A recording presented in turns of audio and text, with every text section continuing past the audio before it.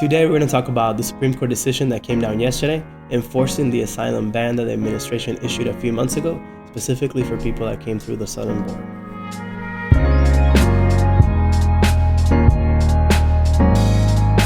The Supreme Court yesterday issued a decision that basically declares that the asylum ban, or the Asylum Ban 2.0 as they call it, that the administration under the current president issued is going to remain valid, or basically it can be enforced while the case is in appeal. What does this mean? Basically, anybody who comes through the southern border and crosses through Mexico to get to the southern border will no longer be eligible to apply for asylum in the United States, but rather will have to seek alternative relief or withholding of removal or any other form of relief based on fear of return to their country while they're stuck in Mexico waiting for that decision. This does not apply to people that are already here in the United States, but anybody who comes from this point on and tries to cross the southern border, at that point there's going to be a problem.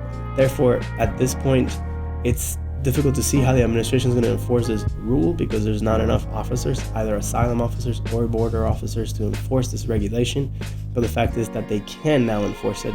Therefore, it's going to be something that we're going to be seeing over the next couple months get a little more heated. While the appeals is pending, the administration will be able to enforce this rule, but we'll have to wait and see what the appeals happens at the end.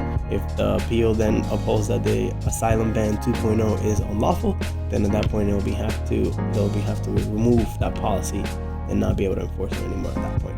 If you have any questions with regards to this complex and unexpected decision, feel free to send us a comment through this video or send us a private message through any of our social media outlets. We'll be happy to answer your question. Thank you and have a great day.